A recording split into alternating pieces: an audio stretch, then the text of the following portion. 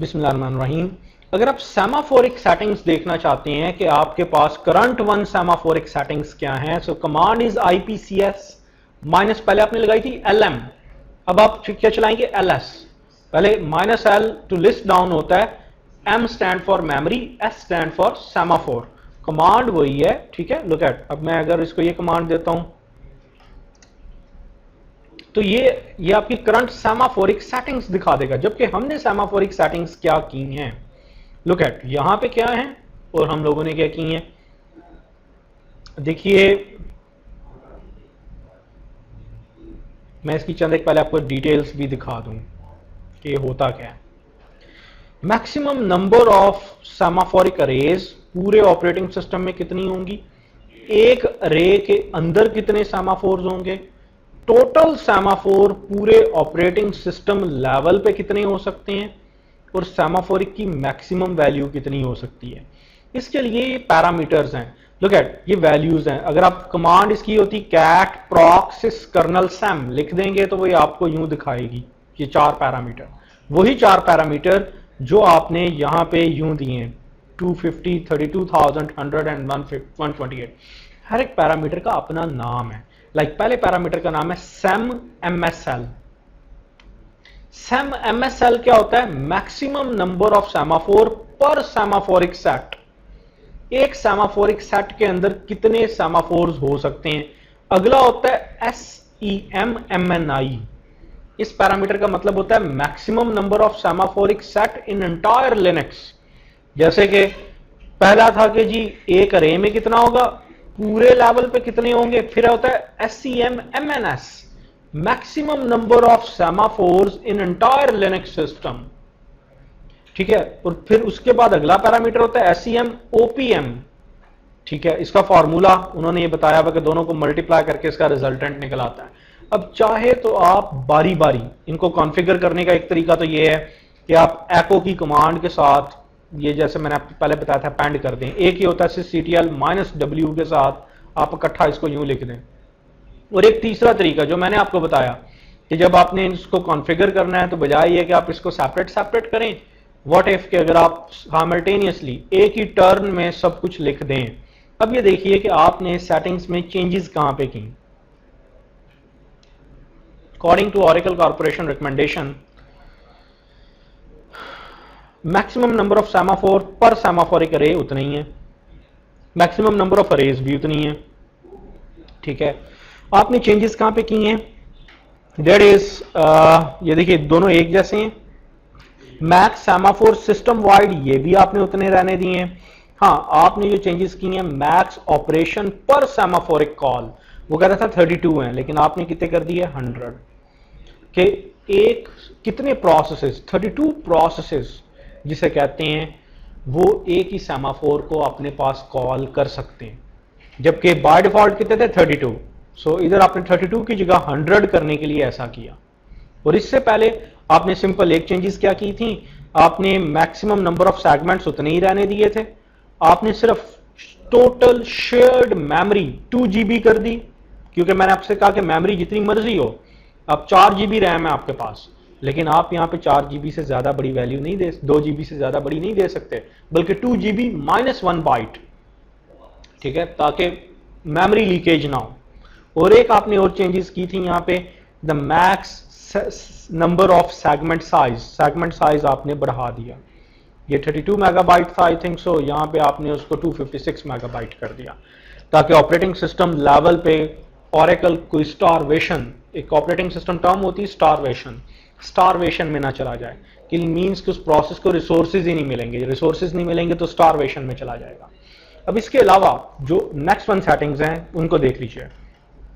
सेमाफोरिक settings करने के बाद आपने बताया कि जी, क्योंकि आप क्लास 4 का आईपी एड्रेस यूज कर रहे हैं, आपको पता है कि जो क्लास 4 का आईपी एड्रेस है वो 0 से लेके पहली 1023 पोर्ट्स रिजर्व्ड होती हैं, और 65,000 से लेके 65,535 ये भी रिजर्व्ड होती हैं। इन पोर्ट्स को आप यूज नहीं कर सकते टीसीपी आईपी पे। तो वैलिड रेंज क्या बच जाएगी, 1024 से लेके 65,000, वो आपने बता दी, क्योंकि ये वो सेटिंग्स हैं जो आप पहले से कभी किसी भी नेटवर्किंग के सेशन में पढ़ के आते हैं। फिर चलें जी, आपने आईपीसी प्रोटोकॉल की सेटिंग्स कर दी, सेमाफोर्स की कर दी, आईपी एड्रेस की कर दी। अब पीछे क्या रह जाता है? पीछे चीज बच जाती है यूडीपी, यूजर डेटाग्राम प्रोटोकॉल की सेटिंग्स। यूजर डेटाग्राम प्रोटोकॉल क्या होता है कि अगर आपके किसी क्लाइंट ने, से this one is client process, दरमियान में लैन और वैन है, इसने ओरेकल सर्वर जहां पे पड़ा हुआ है, उसका एक प्रोसेस है सर्वर प्रोसेस, उसके साथ कम्युनिकेशन करनी है ताकि आपके एसजीए के साथ इंटर कम्युनिकेट किया जाए। अब जब क्लाइंट सर्वर प्रोसेस के साथ कम्युनिकेट करना चाहता है तो दोनों अपने पास एक बफर्स बनाते हैं, यूडीपी बफर्स। बफर इतने साइज की होनी चाहिए कि कोलैप्स या आपका होल स्ट्रक्चर कोलैप्स ना हो जाए।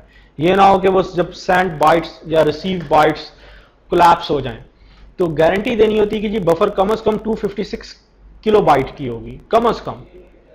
ठीक है, सो यहां पे अब आपने देखिए सेंड बफर और receive buffer, read buffer and write buffer.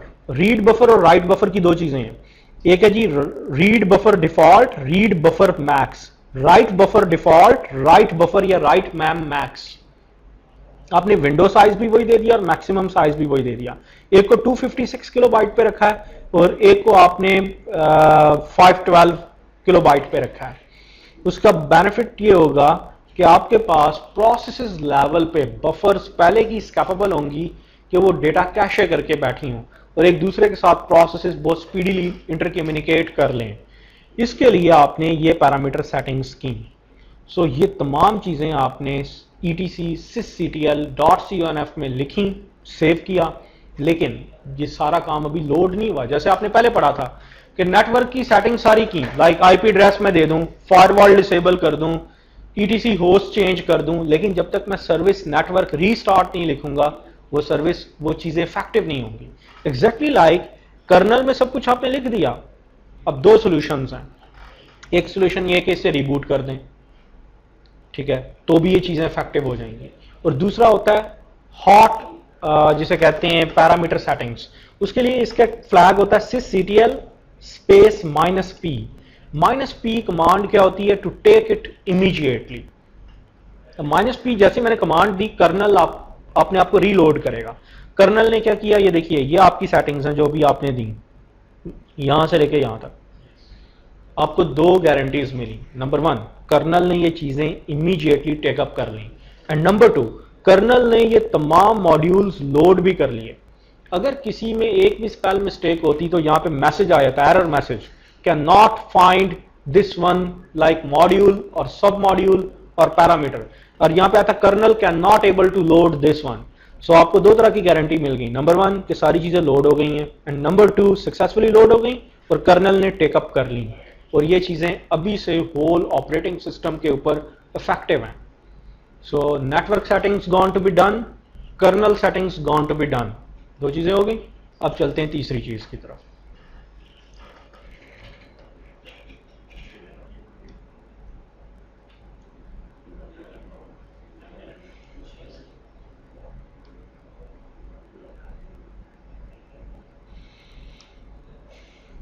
अब आते हैं जी शेल लिमिट्स की तरफ। एक फाइल है etc में, सिक्योरिटी की, सिक्योरिटी फोल्डर है और सिक्योरिटी में limits.conf। अब क्योंकि ओरेकल कॉर्पोरेशन ये कहता है कि आप अगर ओरेकल की इंस्टॉलेशन करना चाहते हैं तो आप एक ऑपरेटिंग सिस्टम यूजर बनाएं लिनक्स के ऊपर। अभी तो रूट का अकाउंट है, हम रूट के अकाउंट से कोई इंस्टॉलेशन नहीं करेंगे, बल्कि हम एक ओरेकल के नाम का ऑपरेटिंग सिस्टम अकाउंट बनाएंगे। उसकी अपनी डेस्कटॉप सेटिंग्स होंगी, हम हमेशा उससे लॉगिन होंगे, हम कभी भी रूट से लॉगिन नहीं होंगे।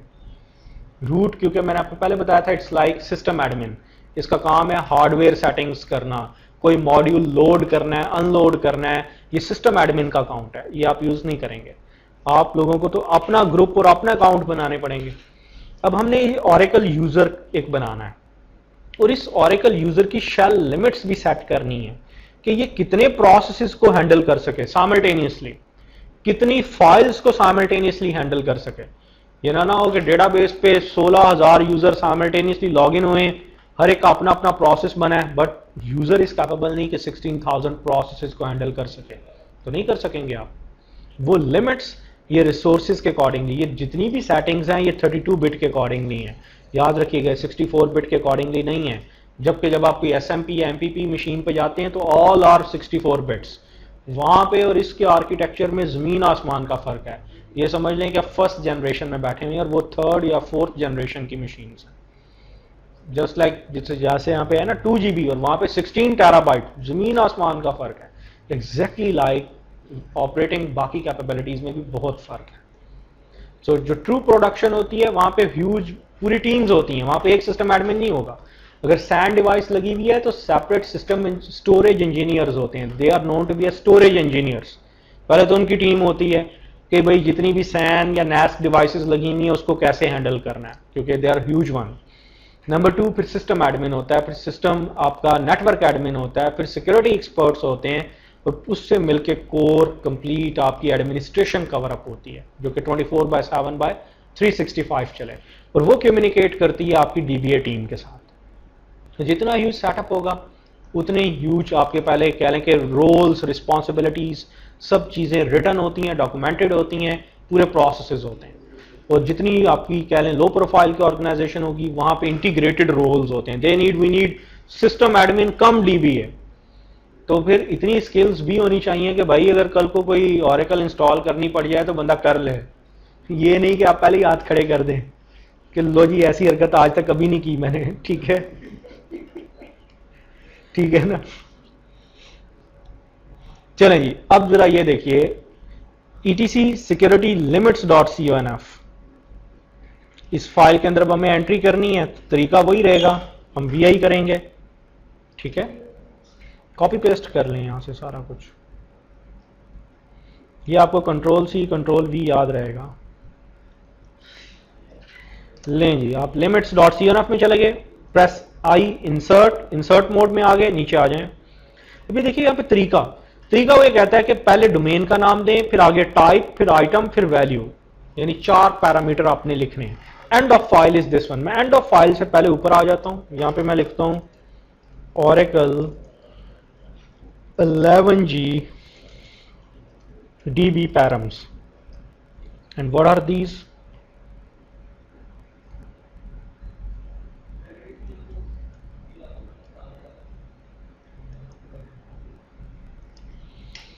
फिर आप देखिएगा मैंने लिखा क्या है। ये कमेंट है क्योंकि इसके शुरू में हैश आ गया ना, ये कमेंट हो गया, हैश आ गया तो वो उसको कलर इसका डिफरेंट कर देता है। Hash mean comment. इसी तरह से मैंने ctl.cnf में भी जब लिखा था तो पहले हैश डाला था। अब देखिए तरीका क्या है, Oracle यूजर का नाम है, अभी हमने ये यूजर बनाना है, अभी बनाया नहीं है, हम इसी नाम से बनाएंगे, उसके स्पेल भी यही होंगे। हाँ एग्जैक्टली लाइक। तो अब मैंने पहले बताया है Oracle यूजर, आगे 2 लिमिट्स हैं, soft limit, hard limit. Soft limit, hard limit, किस चीज की सॉफ्ट लिमिट?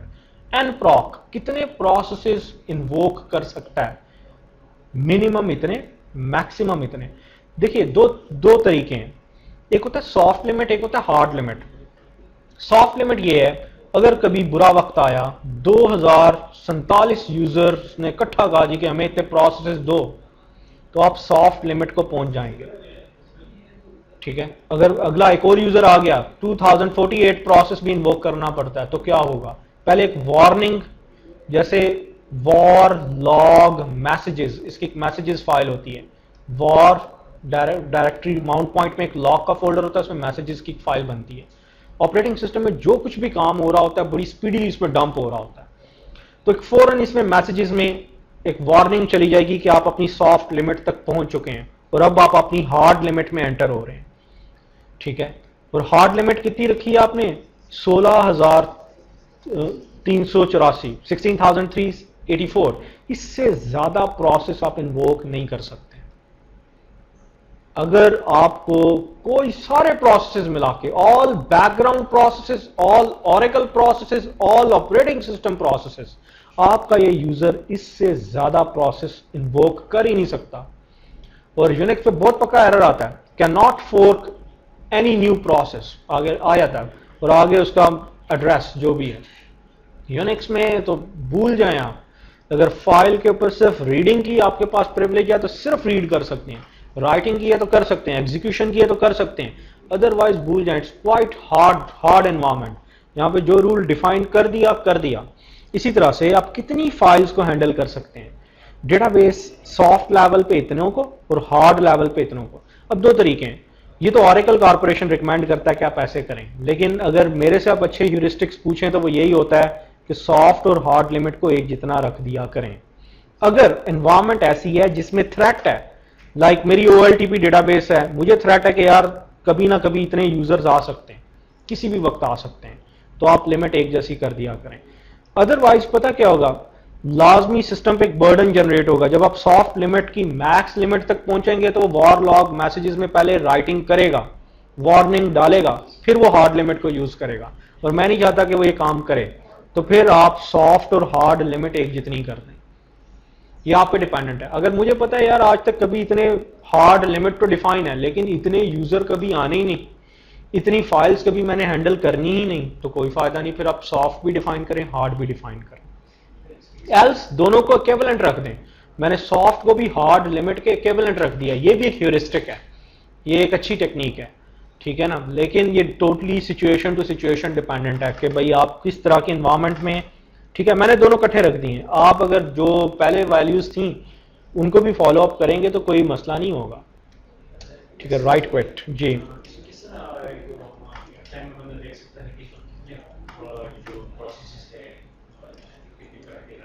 जी ग्रैप की कमांड होती है। ग्रैप के बाद आगे आप जिसे कहते हैं प्रोसेसेस का जो भी नाम दे देंगे, PS -PS की कमांड के साथ आप लिस्ट ऑल करना चाहते हैं, -L -A, ठीक है। अभी आप पढ़ेंगे डिफरेंट कमांड्स होती हैं, तो उससे आप सारे प्रोसेस जितनी सर्विसेज हैं लिस्ट, आप अगर सर्विसेज की लिस्ट निकालना चाहते हैं तो शो के बाद ऑल कर दें तो तमाम सर्विसेज आ जाएंगी। सो इसमें चंद एक हैंडी कमांड्स हैं जो विद रिस्पेक्ट टू टाइम हम देखेंगे। आज अभी मैं ये नहीं चाह रहा था, मैं चाह रहा था कि जो हमारे अपने स्पेसिफिक टास्क हैं ये कर लें, देन एक पूरा सेशन शायद मैं आपको दूं एक एडिशनल, जिसमें हम इसकी बेसिक कमांड्स, इतनी कमांड्स कर लें कि हम ये ऐसे बेसिक ऑपरेशन कर लें, ठीक है ना। अब ये देखिए सॉफ्ट और हार्ड लिमिट डन हो गई, 3 काम हो गए जी। नेटवर्क सेटिंग्स हो गई, कर्नल सेटिंग्स हो गई, और शेल लिमिट्स। ये आपने शेल लेवल पे लिमिट्स लगाई हैं। किसी भी ऑपरेटिंग सिस्टम के 2 हिस्से होते हैं, कर्नल और शेल। ये आपने वो पैरामीटर सेट किए हैं जो शेल लेवल पे, जो एप्लीकेशन लेवल पे। डन, यहां तक खत्म हो गया काम। अब जरा आगे थोड़ा सा इजी काम है। हाँ जी, इसके बाद क्या करें, इसके बाद अब हमने चंद एक ग्रुप्स बनाने हैं और चंद एक यूजर्स बनाने हैं, ठीक है, जिसके बनाए बगैर गुजारा नहीं है।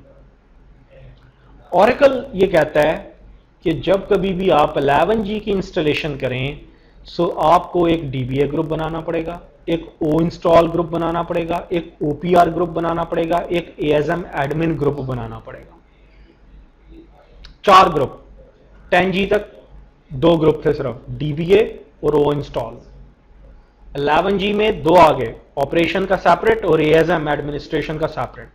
ऑरेकल कॉर्पोरेशन कहता है कि ये आप 4 ग्रुप लाजमी बनाएं, और जो ऑरेकल यूजर बनाएंगे वो इन चारों ग्रुप का कॉमन यूजर हो, ठीक है। तो ग्रुप ऐड करने की कमांड होती है ग्रुप ऐड, आगे ग्रुप का नाम, ठीक है। हम ग्रुप ऐड अप कर लेते हैं। 4 ग्रुप बनाने हैं आपको, so make it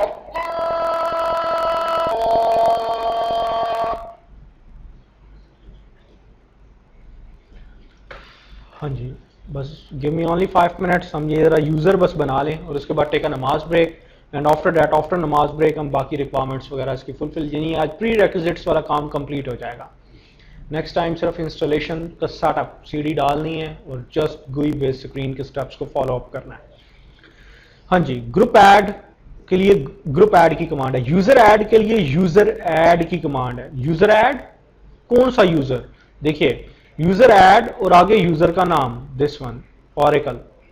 -C small c का मतलब होता है कमेंट। कमेंट क्या है?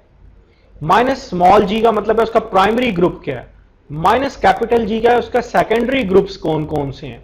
ये एक ऐसा यूजर है जो इस O इंस्टॉल ग्रुप से बिलोंग करता है, और O इंस्टॉल वो ग्रुप होगा जिसका हर मेंबर इस कैपेबल होगा कि जो भी आप ऑरेकल बाइनरीज या सॉफ्टवेयर इंस्टॉल करेंगे वो उसकी फाइलों तक पहुंच सकता है, उन्हें रीड, एग्जीक्यूट या डिलीट कर सकता है।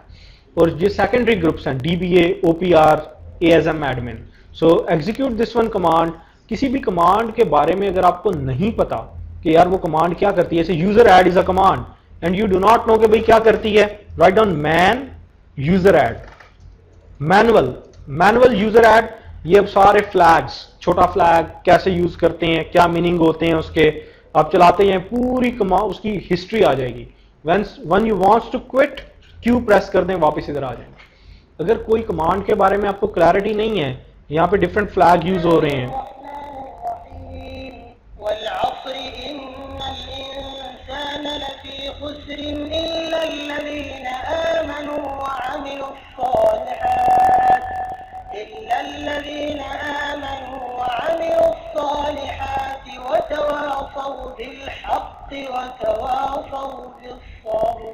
सो आप मैन की कमांड चला के मैनुअल, टेक अ मैनुअल, जैसे आपको नहीं पता कि माइनस स्मॉल सी किसके लिए माइनस, क्योंकि यूनिक्स में इतने फ्लैग्स होते हैं हर एक कमांड के कि डेफिनेटली आप याद नहीं रख सकते। चंद एक बाय प्रैक्टिस याद रह जाते हैं, वो भी जो ज्यादातर यूज होने हैं। जैसे जितनी कमांड्स यहाँ पे यूज होनी है, बीइंग अ डीबी आपको इससे ज्यादा याद नहीं होने वाली, या जो आप अपनी रूटीन लाइफ में यूज करते हैं। ठीक है, सो यूजर एडअप हो गया ऑरेकल के नाम का, जिसका प्राइमरी ग्रुप वो इंस्टॉल है और सेकेंडरी ग्रुप्स ये 3 है, क्योंकि 4 टोटल ग्रुप्स आपने बनाए थे। अब इसका पासवर्ड रीसेट कर दें, इसकी कमांड होती है PASSWD, और आगे जो भी आपने जिस यूजर का देना है, सो पासवर्ड जो भी इसका देना है, किस यूजर का, ऑरेकल यूजर का। अभी आपसे पासवर्ड उसका पूछेगा और मैं ऑरेकल ही रख रहा हूं बाय डिफॉल्ट। लें जी, ऑरेकल यूजर बन गया, जिसका पासवर्ड भी ऑरेकल है, ऑपरेटिंग सिस्टम यूजर बन गया। अब आप यहां से लॉग आउट होके ऑरेकल से लॉग इन भी हो सकते हैं, उसकी अपनी डेस्कटॉप हर चीजें, उसकी अपनी सेटिंग्स ईच एंड एवरीथिंग होंगी। आप रूट से चाहे लॉग आउट होके ऑरेकल से लॉग इन हो जाएं। अब इसके बाद सिर्फ 2 काम रह गए। एक तो देखिए, अभी तक हमारे पास कोई यहाँ पे डायरेक्टरी स्ट्रक्चर नहीं हमने बनाया जहां पे हम ऑरेकल डिप्लॉय करें। एक तो हमने डायरेक्टरी स्ट्रक्चर बनाना है, और फिर उस डायरेक्टरी स्ट्रक्चर की ऑनरशिप इस ऑरेकल और इन ग्रुप्स को देनी है, ताकि इस ग्रुप के तमाम मेंबर उस डायरेक्टरी स्ट्रक्चर पर रीड राइट एग्जीक्यूट कर सकें। और लास्ट काम कि dot bash profile, just like जैसे विंडोज में auto exec dot batch file होती है, इसकी ऑटो एग्जैक डॉट बैच क्या है, डॉट बैश प्रोफाइल, उसमें ऑरेकल के एनवायरमेंटल वेरिएबल्स डिफाइन करना। सिर्फ 2 काम हमारे रहते हैं। टेक अ नमाज break and after 10 minutes we would resume inshallah from here.